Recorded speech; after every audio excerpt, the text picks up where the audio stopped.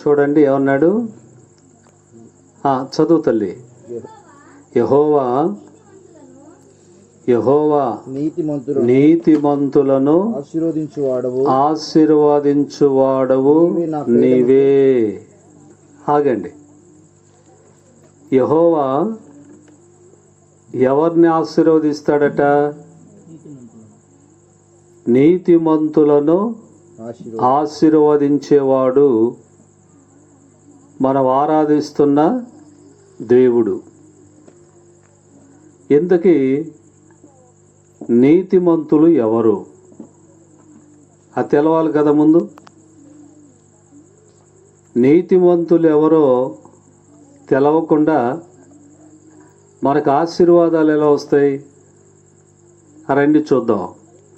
నీతిమంతులు ఎవరో చూద్దాం. ముందు రోమీలకు రాసిన పత్రిక 2వ అధ్యాయము 13వ వచనాన్ని చదువుకుందాం. రోమా పత్రిక 2వ అధ్యాయము 13వ వచనం. ధర్మశాస్త్రము వినువారు దేవుని దృష్టికి నీతిమంతులు కారు గాని ధర్మశాస్త్రమును అనుసరించి ప్రవర్తించువారే నీతిమంతులుగా ఎంచబడుదురు. హల్లెలూయా. ఏమండి ఇప్పుడు చెప్పండి, ధర్మశాస్త్రము వినువారు.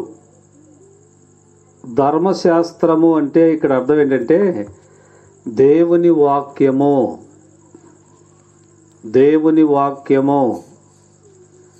మనం దేవుని సన్నిధికి వెళ్తుంటాం, మందిరానికి వెళ్తుంటాం కదా, చర్చికి వెళ్తుంటాం.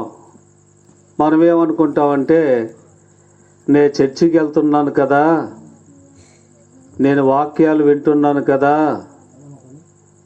బల్లలో కూడా పాల్గొంటున్నాను కదా, ఇక నేను పాటలు పాడుకుంటున్నాను, అన్ని కార్యక్రమాలు చేస్తున్నాను కదా, ఇక నేను నీతిమంతుడను నీతిమంతురాలను అయిపోయాను అనుకుంటుంటారు చాలామంది.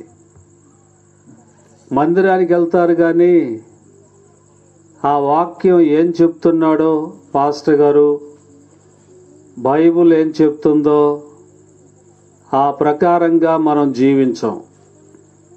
ఏదో వెళ్తుంటాం, వస్తుంటాం, పోతుంటాం, వస్తుంటాం, అంతవరకే. చర్చిలోకి వెళ్తాం, దేవుని పాటలు పాడతాం, ఇంటికి వస్తాం, సినిమా పాటలు పాడతాం. చర్చిలోకి వెళ్తాం, బైబిల్ చూస్తాం, ఇంట్లోకి వస్తాం, టీవీ చూస్తాం, సీరియళ్ళు చూస్తాం. ఏమండి మనం నీతిమంతులమేనా? ఒకసారి మమ్మల్ని చూడలేదు ఒక ఆమె. నేను మా పాస్టర్ ఎవరో ఇద్దరు రోడ్డు అమ్మడి వెళ్తున్నాం, మమ్మల్ని చూడలేదు. ఆమె చర్చికి వచ్చామే, మమ్మల్ని చూడలేదు. పాట పాడుతూ ఉంది. ఏం పాట పాడుతుందంటే, లబ్బర్ పువ్వులు లబ్బర్ పువ్వులు లబ్బర్ పువ్వులు, లబ్బర్ గాజులు లబ్బర్ గాజులు లబ్బర్ గాజులు అంటుంది. మంచి జోరులో ఉంది. ఏమండి ఆ చర్చిలోకి వచ్చేమో బ్రహ్మాండంగా సింగర్లు కూడా పనికిరారు, అంత బాగా పాటలు పాడుతూ ఉంటుంది. ఇక్కడేమో లబ్బర్ పువ్వులు లబ్బర్ గాజులు. ఇదేనా? మరి బైబిల్ ఏం చెప్తా ఉంది? నీతిమంతులు ఎవరో?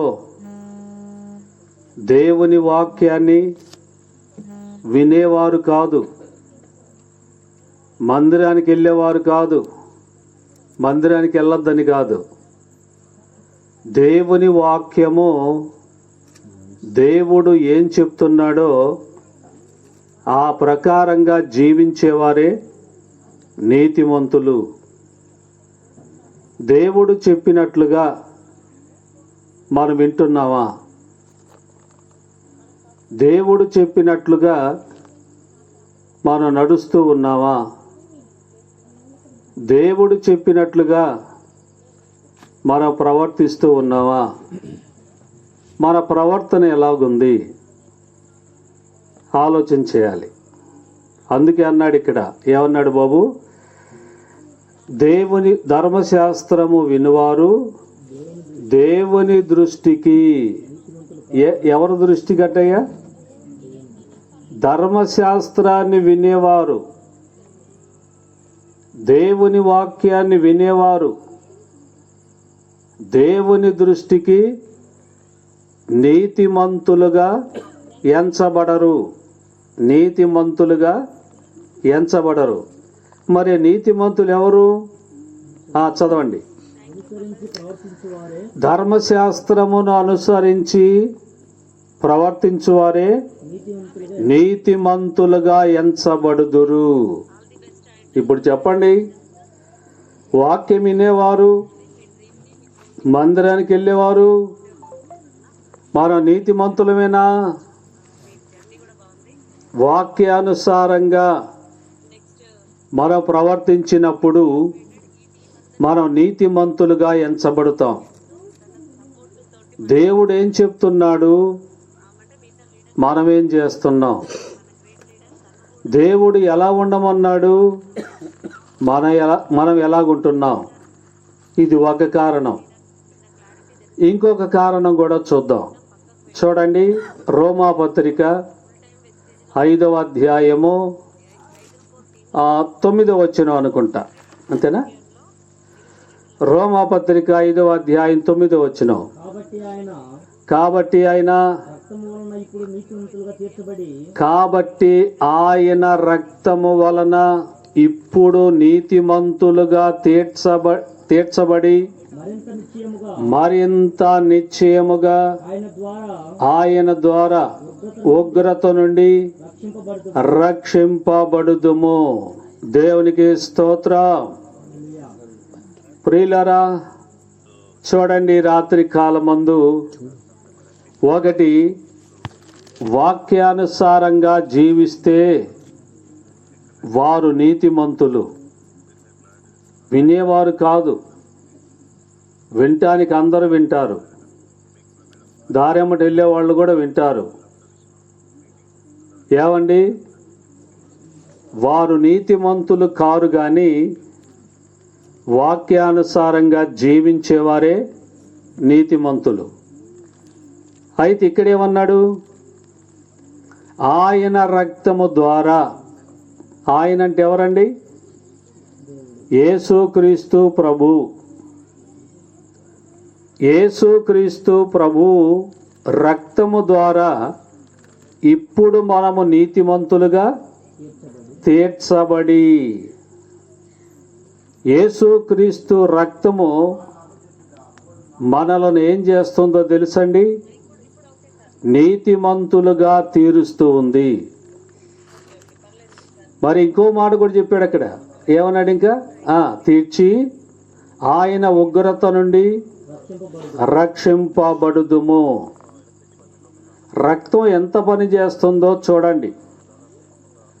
నీతిమంతులుగా తీర్చటమే కాదు, ఉగ్రత నుండి కూడా తండ్రి అయిన దేవుడు ఆయన ఉగ్రత నుండి కూడా మనలను తప్పించి రక్షించేది యేసుక్రీస్తు వారి యొక్క రక్తం. రండి, ఇప్పుడు ఇక్కడికి వచ్చేద్దాం. 5:12 కీర్తన. రండి, ఇక్కడికి వద్దాం. నీతిమంతులను యెహోవా నీతిమంతులను ఆశీర్వాదించువాడవు నీవే.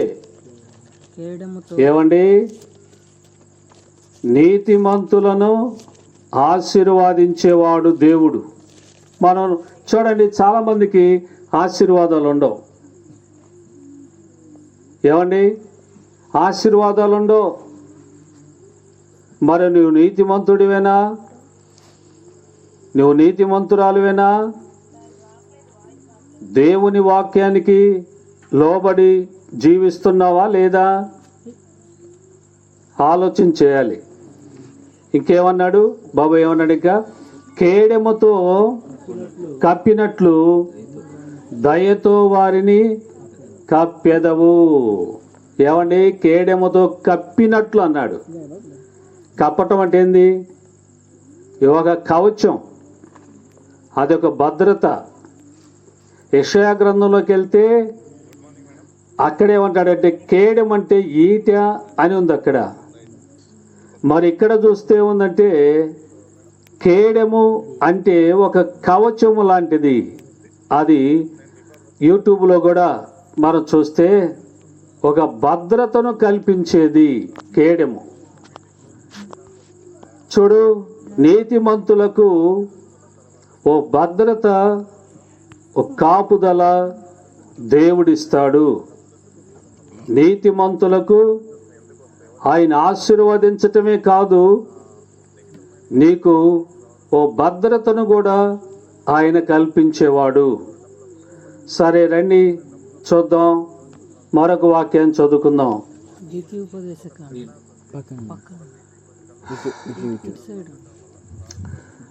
చూడండి, ద్వితీయోపదేశ కాండము 15వ అధ్యాయము 6వ వచనాన్ని చదువుకుందాం.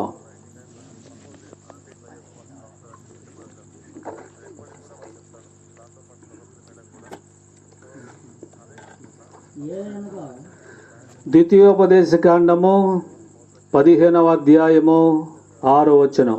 చదువు నాయనా. ఏలయనగా నీ దేవుడైన యెహోవా నీతో చెప్పి ఉన్నట్లు నిన్ను ఆశీర్వదించును గనుక నీవు అనేక జనములకు అప్పిచ్చేదవు గాని అప్పు చేయవు. ఏమండి? దేవుడు నీతిమంతులతో చెప్పాడు.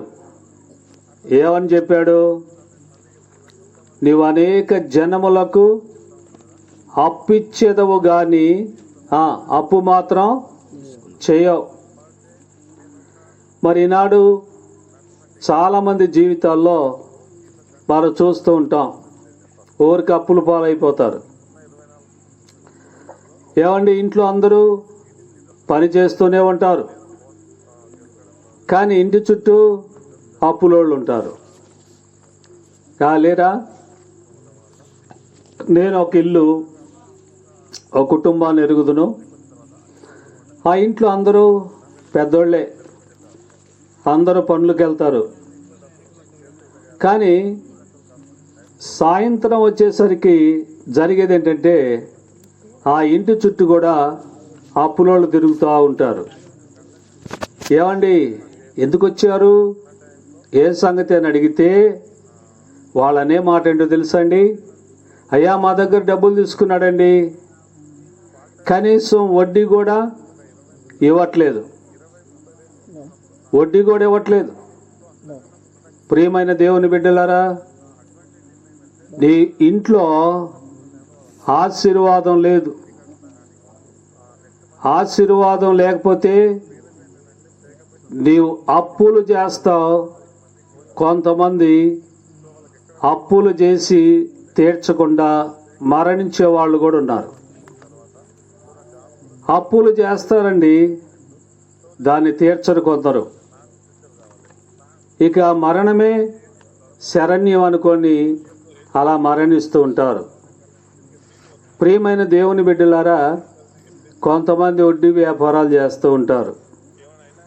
అదేం పాపకాలమో కానండి, వడ్డీ వ్యాపారాలంట 3 నెలలు గడిస్తే వడ్డీ తిరగేస్తారంట. అవునా? ఏం బాబు, ఏంది అంత అమ్మాయికి చక్రవర్తుల్లాగా ఉన్నట్టున్నారు? ఇప్పుడు నేను గూళ్ళ గ్రామంలో కూడా చూసా, వాళ్ళిద్దరూ ఇంట్లో వాళ్ళే, బావ బామర్ది. బావ ఏం చేశాడంటే బామర్దికి అప్పు ఇచ్చాడు. ఎంత ఇచ్చాడు తెలుసండి? 20,000 అప్పు ఇచ్చాడు. బావ బామర్దికి అప్పు ఇచ్చాడు. ఎంత? 20,000 ఇచ్చాడు. ఈ బామర్ది దాన్ని కట్టలేకపోతున్నాడు. 3 నెలలు జరిగిన తర్వాత, ఏమై బామర్ది మరి 3 నెలలు గడిచింది, ఏం సంగతి అన్నాడు. బావా డబ్బులు లేవు అన్నాడు.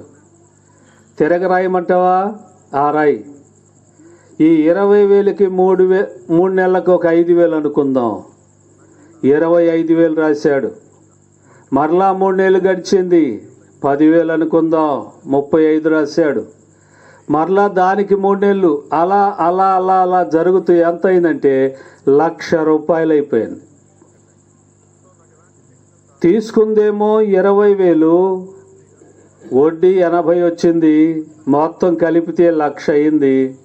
ఇక బామర్ది అన్నాడు, బావా నేను డబ్బులు కట్టలేను కానీ నా దగ్గర చేను ఉంది, ఆ చేను వెలగ తీసుకోమని దాన్ని ఇచ్చేశాడు. ఏమండి చూడండి, వడ్డీ వ్యాపారాలు. ఆశీర్వాదం లేని కుటుంబాల్లో అప్పులు చేస్తారు అనేది ఇక్కడ మనం చూస్తున్నాం. దేవుని ఆశీర్వాదం ఉందా? దేవుడు నీ పట్ల కనికరము చూపుతూ ఉన్నాడా?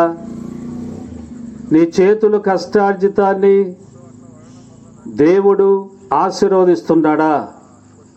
కొంతమంది రాత్రి మగళ్ళు పనిచేస్తారండి, దేశానికి వెళ్తారు, అట్లా పత్తి కూలికి అంటారు, ఇట్లా హైదరాబాదు బయలుదేరి పనికి అంటారు, అట్లా మిరపకోతలు అంటారు, ఏదేదో పనులన్నిటికి వెళ్తుంటారు. కానీ వారి అప్పులు మాత్రం తీరవు. కారణం ఏంటంటే దేవుడు ఇక్కడ అంటున్నాడు, మళ్ళీ చదువునైనా ఏమన్నాడు దేవుడు? ఏలయనగా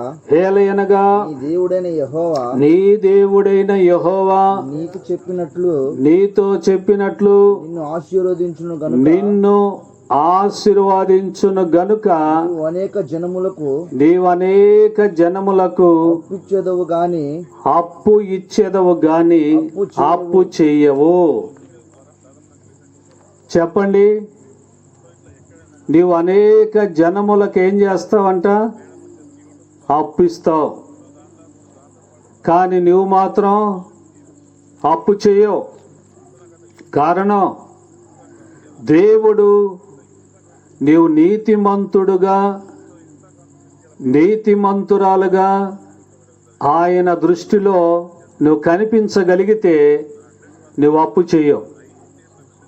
సమృద్ధిగా నీ చేతి నిండా డబ్బులుంటాయి కదండి. రండి చూద్దాం, మరొక వాక్యం చూద్దాం. అక్కడ ఎన్ని వచ్చినో 7వ వచనాన్ని చూద్దాం. 10వ వచనం, క్షమించండి, 10వ వచనం చూద్దాం. నీవు నిశ్చయముగా వారికి ఇవ్వవలెను వానికి ఇచ్చినందుకు మనస్సులో విచారపడవద్దు. ఇందువలన నీ దేవుడైన యెహోవా నీ కార్యములన్నిటిలోను నీవు చేయు ప్రయత్నములన్నిటిలోను నిన్ను ఆశీర్వదించును. దేశములో ఏమండి, నువ్వు చేసే ప్రతి పనిలో, నువ్వు చేసే ప్రతి ప్రయత్నంలో, నువ్వు చేయాలని పూనుకున్న ప్రతి కార్యములో దేవుడు ఏం చేస్తాడంట? నిన్ను ఆశీర్వదించును. నువ్వు ఆశీర్వదించబడాలి అంటే ఆయన ఒకటే మాట చెప్పాడు, నువ్వు నీతిమంతుడుగా ఆయన ఎదుట కనిపించాలి. నువ్వు నీతిమంతురాలుగా దేవుని ఎదుట కనిపించాలి. నీలో నీతి లేకపోతే, వాక్యానుసారంగా జీవించకపోతే, వాక్యం చెప్పినట్లుగా నువ్వు నడవకపోతే, ప్రియమైన దేవుని బిడ్డలారా, నీ జీవితంలో ఆశీర్వాదాలు చూడవు. వానికి ఇవ్వాలి. ఎవరికి? ఓ పేదవాడు ఉన్నాడు అనుకుందాం, ఓ కష్టాల్లో ఉన్నాడు అనుకుందాం, లేక ఏదో బాధల్లో వ్యాధితో బాధపడుతున్నాడు అనుకుందాం, ఎవరైనా వానికి నువ్వు సహాయం చేయాలి. అంటే ఇక్కడ సందర్భం వేరు. ఇక్కడ చెప్పిన మాట దాసుని కొరకు చెప్పాడు. 6 సంవత్సరాలు దాసుడు కొలువు చేయాలి. 7వ సంవత్సరం వాడు స్వేచ్ఛగా వెళ్ళిపోవాలి. వాడు వెళ్ళేటప్పుడు ఖాళీ చేతులతో వాడు వెళ్ళకూడదు. వానికి సహాయం చేసి వాడిని పంపించాలి. ఆలోచన చేద్దాం మనం. దేవుని బిడ్డ, నువ్వెవరికైనా సహాయం చేస్తున్నావా? కొంతమంది పిల్లికి భిక్షం పెట్టరండి. ఏమండి, పిసినారి సంఘానికి అధ్యక్షులుగా ఉంటారు కొందరు. మరి ఇక్కడేమంటున్నాడు? ఏమండి, నువ్వు ఆశీర్వదించబడాలంటే నీతిమంతురాలుగా ఉండాలి. రండి మరొక వాక్యాన్ని కూడా చదువుకుందాం. ద్వితీయోపదేశకాండం 2వ అధ్యాయం 7వ వచనాన్ని చదువుకుందాం. ద్వితీయోపదేశకాండం 2వ అధ్యాయం 7వ వచనం. ఆశీర్వాదం. నీ చేతుల పనులన్నిటిలోనూ నీ దేవుడైన యెహోవా నిన్ను ఆశీర్వదించెను. ఈ గొప్ప అరణ్యములో నీవు ఈ 40 సంవత్సరములు సంచరించిన సంగతి ఆయన ఎరుగును. ప్రియులరా, ఈ అరణ్యములో 40 సంవత్సరాలు ఎవరండి వీళ్ళు? 40 సంవత్సరాలు అరణ్యములో తిరుగులాడుతూ ఉన్నారు. ఎవరు వీళ్ళు? ఐగుప్తులో నుండి వచ్చిన ఇశ్రాయేలీయులు. 40 సంవత్సరాలు వారు అరణ్యములో తిరుగులాడుతూ ఉన్నారంటండి. దేవుడు వారిని ఆశీర్వదించెను. వారి చేతుల కష్టార్జితాన్ని దేవుడు ఆశీర్వదించెను. ప్రియులరా, ఆశీర్వాదము వద్దని వాళ్ళు ఎవరైనా ఉంటారా ఈ లోకంలో? ఎవరు ఉండరండి. ఆశీర్వదించబడాలి, మనం దీవించబడాలి, మనం మంచిగా ఉండాలి అని కోరుకుంటూ అభివృద్ధి చెందాలని ఆశిస్తారు. కానీ నీతిమంతులుగా బ్రతకటం నేర్చుకోరు. నీతిమంతులుగా బ్రతకటం నేర్చుకోరు. ఎప్పుడు దుర్మార్గపు పనులు, ఎప్పుడు పాపిష్టి పనులు చేస్తూ ఉంటారు. నీకు ఆశీర్వాదం ఎలా వస్తుంది? నువ్వు ఏ ఊరు వెళ్ళినా, ఎంత ప్రయాసపడినా ఆశీర్వాదం రావాలి కదా. నీకు ఆశీర్వాదం రావాలంటే దేవుని వాక్యానికి లోబడాలి. చూడండి, 40 సంవత్సరాలు వారంట అరణ్యములో సంచరిస్తూ ఉన్నారు. మీకో మాట చెప్తాను.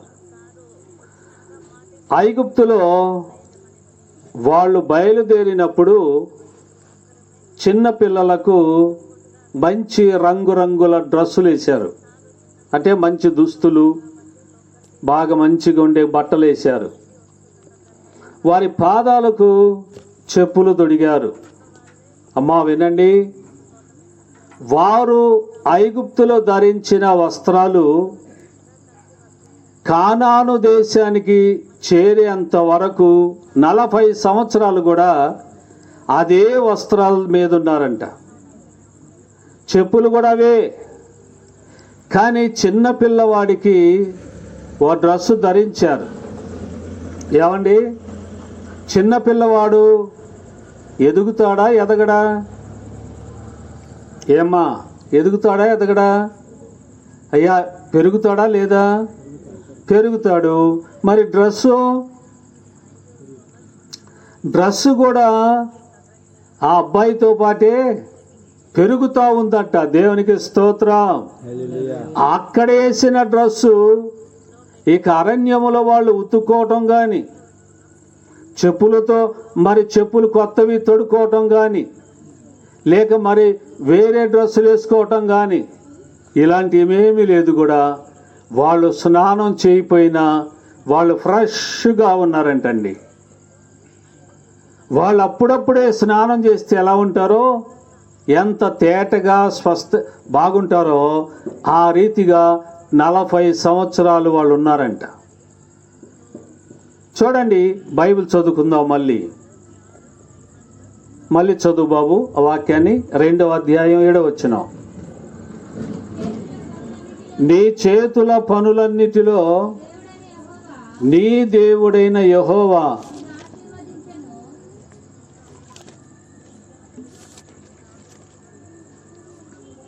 ఏం చేశాడంటండి?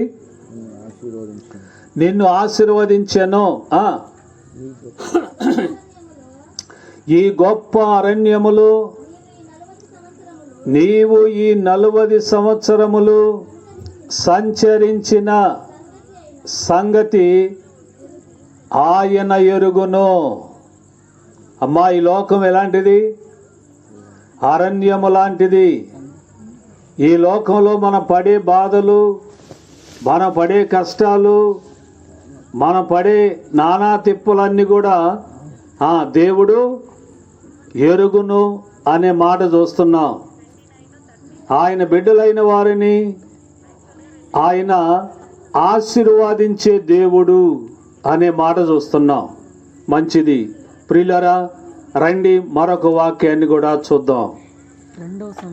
సమూయేలు 2వ గ్రంథం 6వ అధ్యాయం 11వ వచనాన్ని చదువుకుందాం. సమూయేలు 2వ గ్రంథం 6వ అధ్యాయం 11వ వచనం.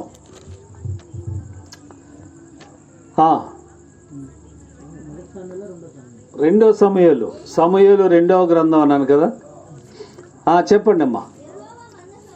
యెహోవా మందసము 3 నెలలు గిత్తీయుడగు ఓబేదేదోము ఇంటిలో ఉండగా యెహోవా ఓబేదేదోమును అతని ఇంటి వారిని ఆశీర్వాదించెను. దేవునికి స్తోత్రం. ఏమండి, మందసము ఓబేదేదోము అనే ఒక యాజకుడు లేక దేవుని బిడ్డ ఆయన ఇంటిలో 3 నెలలు ఉందంటండి. అయితే దేవుడు అతని ఇంటి వారిని ఆశీర్వాదించెను. మీకు మాట చెప్తాను. మందసం అంటే మందసంలో ఏముంటుంది? మందసం ఎలాగుంటుంది? మా మందసాన్ని ఎప్పుడైనా చూసారా? మందసం ఎలాగుంటుందంటే మన ఫోటోలో చూసాను. నేను కూడా నిజంగా చూడలేదులే, నేను కూడా ఎక్కడ చూడలేదు, కానీ ఫోటోలో చూస్తుంటాం. ఎలా ఉంటుందంటే పల్లకి ఉంటుంది కదా, పల్లకి ఉంటుంది కదా. ఈ రాణులకి పోయేవాళ్ళు, రాజులు ఆ రోజుల్లో తీసుకెళ్ళేవారు ఉంటారు కదా, అలాగ పల్లకి లాగుంటుంది మందసం. ఈ మందసంలో క్షమించండి, అందులో మందసం ఉంది. ఏముంది? మళ్ళీ చదువు భాగాన్ని. యెహోవా మందసము 3 నెలలు గిత్తీయుడైన ఓబేదేదోము ఇంట్లో ఉంది. ఆగండి, మందసం ఎక్కడుందంట? మందసం ఎక్కడుంది? ఓబేదేదోము ఇంట్లో ఉంది. మందసంలో ఏముంటుంది? ఇది మనం గమనించాలి. మందసంలో ఏముంటుందంటే దేవుడిచ్చిన 2 రాతి పలకలు ఉంటాయి. మందసంలో దేవుడిచ్చిన 2 రాతి పలకలు ఉంటాయి. మరొకటి అహరోను చేతి కర్ర చిగురించిన చేతి కర్ర ఉంటుంది.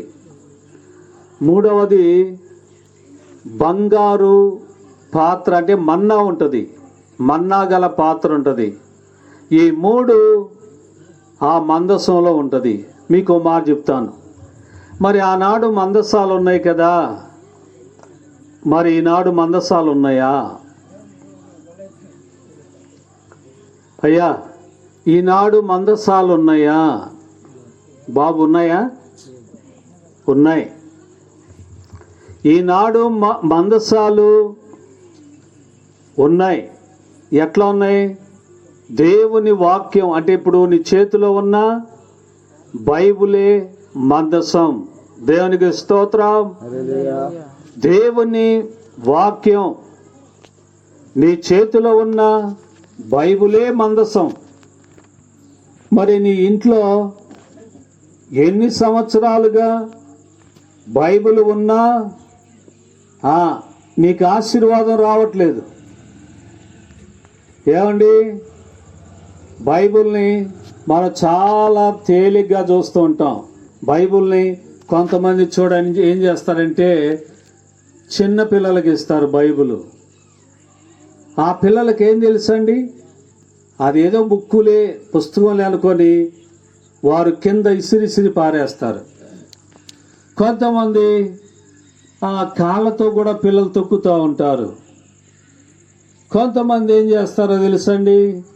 బైబిల్ తీసుకొచ్చుకొని అడుగుతుంటారు, తల కింద పెట్టుకుంటారు. తలనొప్పి వస్తుందిరా, బైబిల్ ఇవ్వు, తల కింద పెట్టుకుంటాను అంటారు. దిండు లేకపోతే తల కింద బైబిల్ పెట్టుకునే మహాభక్తులు ఉన్నారు. ఏమండి, ఒకసారట ఓ పాస్టర్ గారు ఒక ఇంటికి వెళ్ళాడు. ప్రార్థన చేద్దామని ఒక ఇంటికి వెళ్ళాడు. వెళ్ళేసరికి అక్కడేం జరిగిందంటే పాస్టర్ గారు ఆ ఇంటి గల్లావిడితో అడిగాడంట. ఏమన్నాడంటే, అమ్మా బైబిల్ తెచ్చుకో, ప్రార్థన చేస్తాను అన్నాడు పాస్టర్ గారు. అంటే ఇప్పుడు ఈ బైబిల్ వెదకటం ప్రారంభించింది ఆమె. ఏమని? బైబిల్ వెదకటం ప్రారంభించింది. ఇక వాళ్ళింట్లో మనవాళ్ళు ఇద్దరు ఉన్నారు. వాళ్ళని పిలుస్తూ ఉంది, ఒరేయ్ పెద్దోడా, మొన్న చర్చికి వెళ్ళి వచ్చిన తర్వాత బైబిల్ ఎక్కడ పెట్టావురా అన్నది ఈ పెద్దామ మనవండి. వాడన్నాడు, నాకేం తెలిసే నాయనమ్మ, నాకేం తెలుసు అన్నాడు వాడు.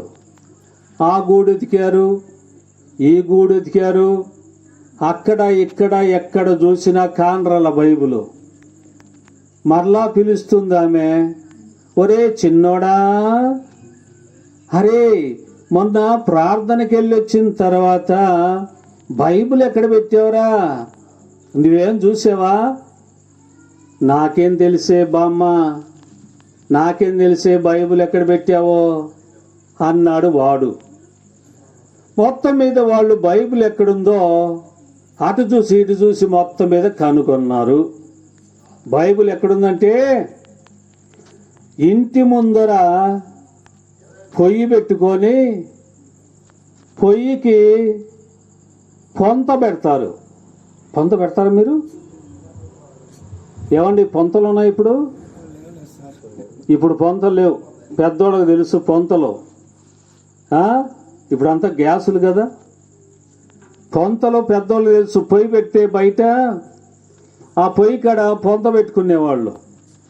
ఆ పొయ్యి కాడ పొంత పెడితే పొంతలో నీళ్లు పోస్తే ఈ అన్నం ఉడికేది, ఆ నీళ్లు కాగేది. ఈ పొంతకి మూత లేక ఆమె ఏం చేసిందంటే బైబిల్ తీసుకెళ్ళి మూత పెట్టింది పొంత మీద. ఈ మంటకు అటువైపు ఇటువైపు ఆ మంట తగిలి ఆ బైబిల్ కాస్త కాలిపోయింది, సగం సగం కాలిపోయింది. ఏమండి, బైబిల్ అంటే అసలు ఏంటో మనకు అర్థం కావట్లా. బైబిల్ దేవుని వాక్యము. మీకు సంగతి తెలుసా? ఇశ్రాయేలీలు బైబిల్ చదవాలంటేనంట చిన్నప్పటి నుండి పిల్లలకు మోకాళ్ళ మీద నిలవబెట్టి బైబిల్ చదివిస్తారు. ఇశ్రాయేలీలు యావే అనే మాట పలకటానికి వారు గడగడ ఉనుకుతారంట. వాళ్ళు యావే అంటే యెహోవా. యెహోవా అనే మాట పలకటానికి వారు గడగడ ఉనుకుతారంట. దేవుని బిడ్డలారా, దేవుని వాక్యము మన ఇంట్లో ఉందంటే దేవుడు మనతో ఉన్నట్టే కదా. దేవుడు మన ఇంట్లో ఉంటే దేవుడు చూడండి, మనం చాలామంది ప్రార్థన చేసుకుంటూ ఉంటాం. ప్రార్థన చేసుకున్నప్పుడు దేవుడు నీలోకి వస్తాడు. ఇది వాస్తవం. నువ్వు సినిమా చూస్తున్నావు అనుకో, అయితే నువ్వు కూడా దేవునికి సినిమా చూపిస్తున్నావు. దేవా నేను సినిమా చూస్తున్నాను, నాతో పాటు నువ్వు కూడా సినిమా చూడు అని దేవునికి కూడా సినిమా చూపిస్తుంటావు. బైబిల్ గ్రంథం ఇంట్లో ఉందంటే ఇల్లు చాలా పవిత్రంగా ఉండాలి, మనం చాలా పరిశుద్ధంగా ఉండాలి. అప్పుడు నీ కుటుంబానికి ఆశీర్వాదం వస్తుంది. బైబిల్ అంటే లెక్కే లేదు, దేవుడు అంటే లెక్కే లేదు, మన దేవుడే కదా అంటారు. ప్రియులరా, ఆలోచించేద్దాం. చూడండి ఇక్కడ ఏమన్నాడో మళ్ళీ చదువుదాం బాబు.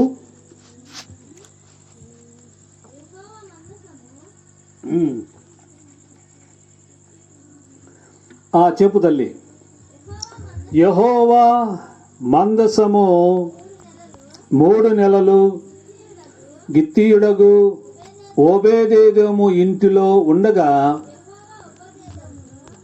యెహోవా ఓబేదేదోమును అతని ఇంటి వారందరినీ ఆశీర్వాదించెను. హల్లెలూయా. ఏమండి, ఎవరిని ఆశీర్వదించాడంట? ఓబేదేదోమును ఒక్కడిని ఆశీర్వదించాడా? అతని ఇంటి వారందరినీ కూడా ఆశీర్వదించాడు. ఎందుకు ఆశీర్వదించాడు? ఆ ఇంటి వారంటే ఎవరండి? ఆయన భార్య, పిల్లలు, వారి అన్నదమ్ములు, వారి అక్క చెల్లెండ్రు, వారి తండ్రి సంతానం అంతటిని కూడా దేవుడు ఏం చేశాడంట? ఆశీర్వదించెను. దేవుని బిడ్డలారా, మన ఇంట్లో ఆశీర్వాదాలు ఉన్నాయా? ఆలోచించేద్దాం. చూడండి అక్కడే దినవృత్తాంతాలు 2వ దినవృత్తాంతాల దినవృత్తాంతాలు మొదటి గ్రంథం 26వ అధ్యాయం 4వ వచనాన్ని చదువుకుందాం. దినవృత్తాంతాలు మొదటి గ్రంథం 26వ అధ్యాయం 4వ వచనం. దేవుడు ఓబేదేదోమును ఆశీర్వదించి ఆయనకు కుమారులను ఆగండి. ఇప్పుడు చూడండి, ఓబేదేదోమును యెహోవా ఆశీర్వదించి ఏమిచ్చాడంటమ్మా? కుమారులనంటే సంతానాన్ని ఇచ్చాడు. కొంతమందికి వివాహమై ఎన్నో సంవత్సరాలు అవుతుంది కానీ వారికి పిల్లలు ఉండరు, పిల్లలు పుట్టరు. అంటే వారందరూ కూడా ఆశీర్వాదం లేనివారా అని మనం ఆలోచించకూడదు. కొన్ని సందర్భాలలో జరుగుతుంటాయి. అయితే దేవుడు ఏమన్నాడు? సంతానాన్ని ఇచ్చాడంట. ఓబేదేదోమును ఆశీర్వదించాడు. ఆశీర్వదించిన దేవుడు ఆయనకున్న కొరత ఏంటో ఎరిగాడు. ఎరిగిన దేవుడు ఏం చేశాడంటే ఆయనకి కుమారులు అంటే సంతానమును కూడా దయచేశాడు, ఇచ్చాడు. కాబట్టి ప్రియులారా, దేవుడు సంతానము లేని వారికి కూడా సంతానం ఇచ్చేవాడు. ఎప్పుడు ఇస్తాడండి? మనం నీతిమంతులుగా ఆయన ఎదుట మనకు కనిపించాలి. నీతిమంతుడుగా, నీతిమంతురాలుగా నువ్వు కనిపించినట్లయితే దేవుడు నీకు సంతానాన్ని కూడా ఇస్తాడు. నీవు అనేకులకు ఆశీర్వాదకరంగా ఉంటావు. ఏమండి, ఓ సామెత చెప్తారండి పెద్దోళ్ళు. ఏంటారంటే, బిడ్డ వచ్చిన వేళ గొడ్డు వచ్చిన వేళ. అంటే బిడ్డ వచ్చిన వేళ గొడ్డు వచ్చిన వేళ ఆశీర్వాదం, ఆశీర్వాదం. రండి చూద్దాం, మరొక వాక్యాన్ని కూడా చూద్దాం. మరొక వాక్యాన్ని చూద్దాం. యెహెజ్కేలు గ్రంథం 44వ అధ్యాయం 30వ వచనాన్ని చదువుకుందాం. యెహెజ్కేలు గ్రంథం 44:30వ వచనాన్ని చదువుకుందాం. యెహెజ్కేలు గ్రంథం 44:30 తల్లి చదవమ్మా. మీ ప్రతిష్ఠిత అర్పణములన్నీ తొలుచూలు వాటన్నిటిలోనూ ప్రథమ ఫలములన్నీ యాజకుల వగును. మీ కుటుంబాలకు ఆశీర్వాదము కలుగునట్లు మీరు ముందుగా పిసికిన పిండి ముద్దను యాజకునికి ఇవ్వవలెను. ఏమండి, మీరు మొదటిగా పిసికిన పిండి ముద్దను ఎవరికి ఇవ్వాలంట? యాజకునికి ఇవ్వాలి. అంటే పాస్టర్ గారికి ఇవ్వాలి. పిండి ముద్ద అంటే ఏంటి? ఇప్పుడు మనం అన్నం వండుకోవటానికి తపేలలోనో లేకపోతే చేటలోనో బియ్యం వేసుకుంటాం. బియ్యం వేసుకున్నప్పుడు ఏం చేయాలి? ఓ గుప్పిడి బియ్యం తీసి ప్రక్కన పెట్టాలి. ఓ డబ్బాలో పెడతావో లేక కవర్లు వేసి పెడతావో ఎలాగేస్తావో మనకు తెలియదు, కానీ మొత్తం తీసి పెట్టాలి. ఆదివారం రోజు మందిరానికి వెళ్ళేటప్పుడు ఏం చేయాలి? ఆ బియ్యం తీసుకెళ్ళి పాస్టర్ గారికి, అంటే యాజకుడికి, పాస్టర్ గారికి ఇవ్వాలి. అలా ఇచ్చినప్పుడు ఏమొస్తుందంటే నీ కుటుంబాలకు ఆశీర్వాదం వస్తుంది. ఆశీర్వాదం వస్తుంది. మరి ఆ పని మనం చేస్తున్నావా? ఏమండి, గుప్పిళ్ళ బియ్యం తీసుకెళ్ళి దేవుని సేవకుడికి ఇస్తున్నావా? ఇవ్వటం లేదు. కొందరికి చాలామందికి అలవాటు ఉండదు. ఏమండి, మంచి బియ్యం తెచ్చుకున్నాం అనుకో, గోతం 25 కేజీలు మంచి బియ్యం తెచ్చుకున్నాం, అది ఇవ్వం. స్టోర్ బియ్యం ఇస్తారే, ఫ్రీగా స్టోర్ బియ్యం ఇస్తారే, ఆ బియ్యం తీసుకెళ్ళి కొంచెం కవర్లు వేసుకోవటమో ఓ డబ్బాలు వేసుకోవటమో తీసుకెళ్ళి లింగమంటూ, పాస్టర్ గారు ఇదిగో గుప్పిళ్ళు బియ్యం తీసుకొచ్చాను, ఏంది నాకు ప్రార్థన చేయి అని అంటాం. మంచిది ఇస్తామండి? ఏమండి, మంచి వాటిని ఇస్తావా? ఇవ్వం. మంచి వాటినేమో మనం దాచుకుంటాం, మనం వండుకుంటాం. తీసుకెళ్ళి ఆయనకేమో ఏదో బాగలేని బియ్యం తీసుకెళ్ళి ఇస్తాం. ప్రియులారా చూడండి, మళ్ళీ చదువుదాం. చూడేమంటాడు? మీ ప్రతిష్ఠిత అర్పణములన్నీ తొలిచూలు. ఏమండి, ప్రతిష్ఠిత అర్పణములు తొలిచూలు వాటిలో మొదటివి ఆగు బాబు. తొలిచూలు వాటి అంటే, ఇప్పుడు మనం కోడిని తీసుకుందాం. కోడిని మొదటిసారిగా పుట్టిన పెట్టిన గురుడ్డును దానికి ఏదన్నా గీత పెట్టి మసి బొగ్గుతోనో పెన్నతోనో ఏదో గీత పెట్టి ఏం చేస్తామంటే ఇది మొదటిసారిగా పెట్టింది కాబట్టి గుడ్డు, ఇది పొదగేసినప్పుడు పిల్ల చేసినప్పుడు దీన్ని తీసుకెళ్ళి చర్చిలో ఇవ్వాలి అని అనుకుంటాం మనం కదా. అదిగైనా బాగా ఆ మొదటి పిల్లే పుంజయింది అనుకోండి, ఏమండి పుంజయింది అనుకోండి, బాగుంది, బాగా చురుగ్గా ఉంది, అది ఏమండి చాలా బాగుంది, పందెపు పుంజయింది అనుకోండి, ఇస్తామండి? ఏమ్మా ఇస్తామా? మనసొప్పిద్దా? ఆ కోడి 2000, 4000, 5000 చేసింది అనుకోండి, మనసొప్పిద్దా? ఒప్పదు. ఏది ఇస్తాం మనం? ఒకవేళ పిల్లనిచ్చినా పెద్ద అయినప్పుడు ఇచ్చినా ఏది ఇస్తాం మనం? ఏ కుంటిదాన్నో, ఏమండి కొన్ని కోళ్ళకి ఇట్టి పోతాయి, ఏమండి ఇట్టి పోతాయి, మూతి ఏది జ్ఞానం పోతాయి అంటారు కదా. ఇట్ట పోయింది, కొంత కొక్కెర రాగొచ్చిన కోళ్ళ గిరగిరగిర తిరుగుతూ ఉంటుంది. అలాంటి దాన్ని పట్టుకుంటారండి. పట్టుకొని, అయ్యా దేవదానం పాస్టర్ గారు, నేను పదం ఫలం తెచ్చా, ఏమండి ఇది మొట్టమొదటిసారి పుట్టిందే తెచ్చా, ఆయనకేం కానరాదు కదా, ఇది మంచిది తెచ్చా అంటారు, అట్టా ఇట్ట అంటారు. ఇదిగో ఆదం పాస్టర్ గారు, ఇదిగో తీసుకోండి అంటారు.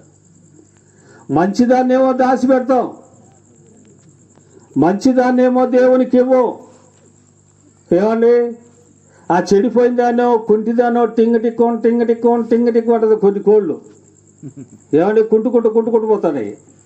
అలాంటి తీసుకొచ్చి దేవునికి ఇస్తాం. మరి కొంతమంది మహాభక్తులు ఏం చేస్తారు తెలుసండి, ఏమండి కోడిని ఇవ్వటానికి మనసొప్పగా కోడి గురుడు తీసుకొచ్చి, ఏమండి కోడి ఇవ్వటానికి మనసొప్పగా కోడి గురుడు తీసుకొచ్చి ఆ గుడ్డుని తీసుకెళ్ళి ఇచ్చేవాళ్ళు కూడా ఉన్నారండి. అంతేకాదండి, పొదగేసి మురిగిపోయిన గుడ్లు కూడా ఇచ్చేవాళ్ళు ఉన్నారు. నిజమన్నది.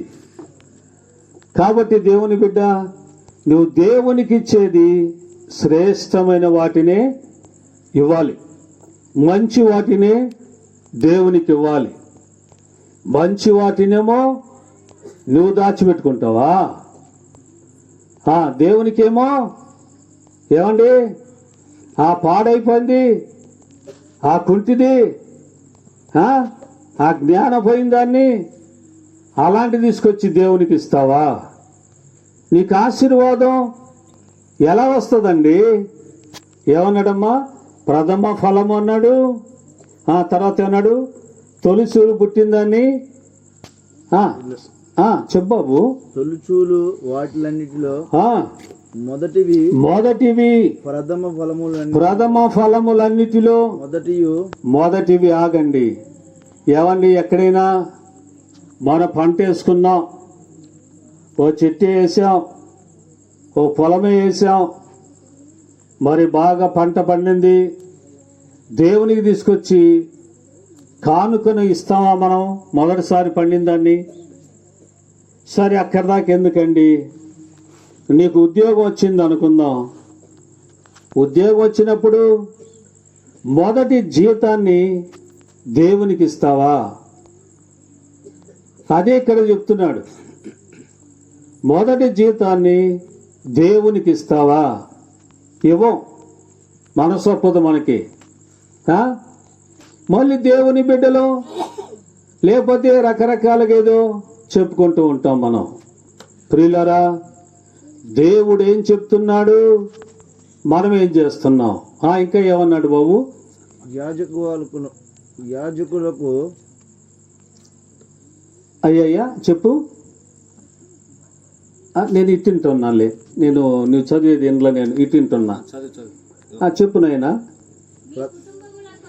మీ కుటుంబములకు ఆశీర్వాదము కలుగునట్లు మీరు ముందుగా, ఏమండి ఇశ్రాయేలీలు ఏం చేస్తారంటే, మనం బియ్యం తింటాం, రొట్టెలు ఎప్పుడో తింటాం, వాళ్ళు ఏం చేస్తారంటే ఎప్పుడు రొట్టెలే తింటారు వాళ్ళు.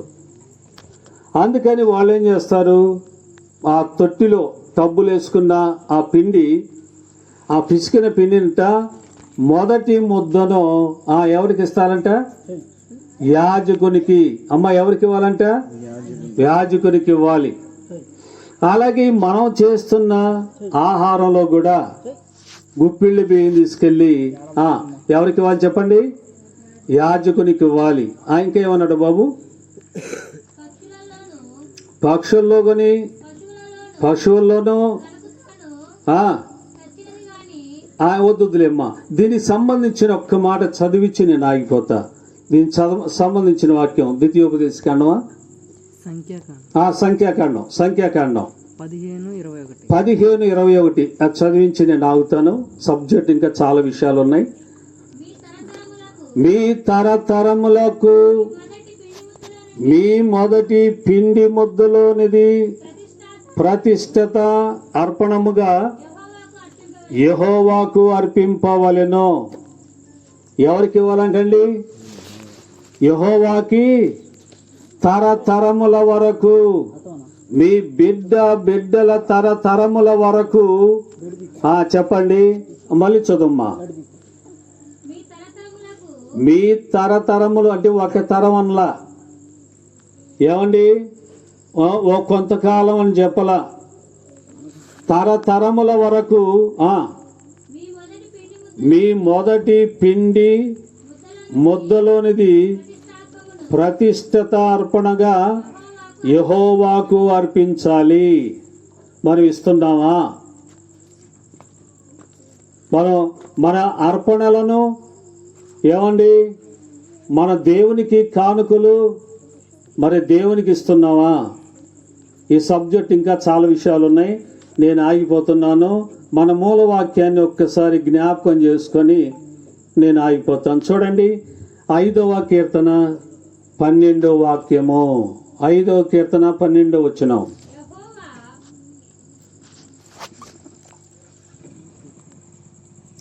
యెహోవా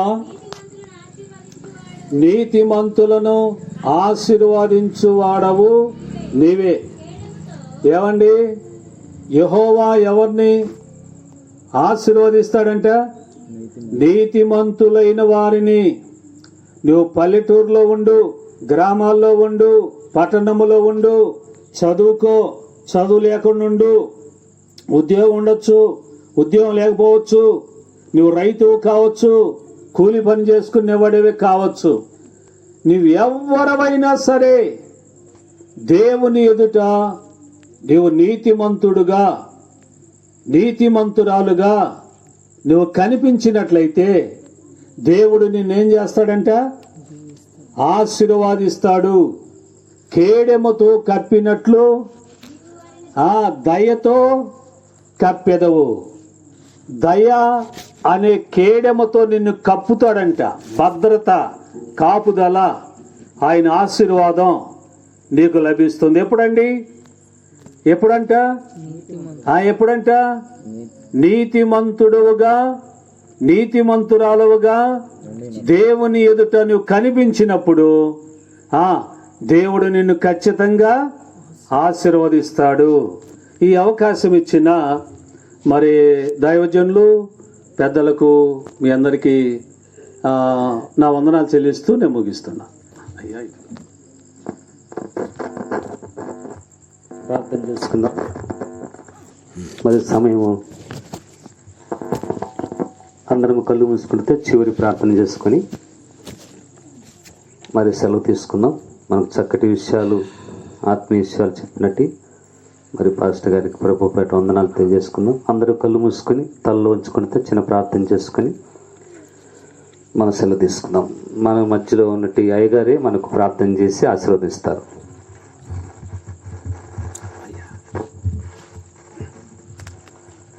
ప్రార్థన చేసుకుందాం. పరిశుద్ధుడా, ప్రేమ కలిగిన తండ్రి, దయామయుడా, గొప్ప దేవుడా, నీకు వందనాలు, స్తోత్రాలు చెల్లిస్తున్నాం. ఈ రాత్రి వేళ మా నాయన మాతో నువ్వు మాట్లాడుతూ వచ్చిన ప్రతి వాక్య సత్యాల కొరకై సూటిగా, స్పష్టంగా మాతో మాట్లాడుతూ వచ్చావు. ఎవరు ఆశీర్వదించబడతారో కొన్ని వాక్యాలు మా ముందుంచావు దేవా. ఈనాడు ఆశీర్వాదం లేని కుటుంబాలు, అయ్యా వారి కష్టార్జితం ఆశీర్వాదం లేనిదిగా చూస్తూ ఉన్నాం. కొందరైతే బహుగా ఆశీర్వదించబడుతూ ఉన్నారు. అందును బట్టి కూడా నీకు వందనాలు స్తోత్రాలు చెల్లిస్తున్నాం. దేవా, ఈ కూటాన్ని పెట్టుకున్న మరి కుటుంబీకులను నువ్వు ఆశీర్వదించమని, వారి దాంపత్య జీవితం లేకపోతే వారికి ఉన్న పాడి పంటలు సమస్తాన్ని కూడా నువ్వు ఆశీర్వదించండి. ఇక్కడున్న దైవజనులు, పెద్దలు, సంఘస్థులు అందరినీ కూడా ఆశీర్వదించమని, ఈ మాటలకు నీరు కట్టమని, త్వరలో పెండ్లి కుమారుడుగా రాబోతున్న సకల ఆశీర్వాదములకు కారణభూతుడైన యేసుక్రీస్తు వారి నామములో స్తుతించి ఈ కొద్ది విన్నపములు అడుగుచున్నాము పరలోకపు తండ్రి. ఆమేన్.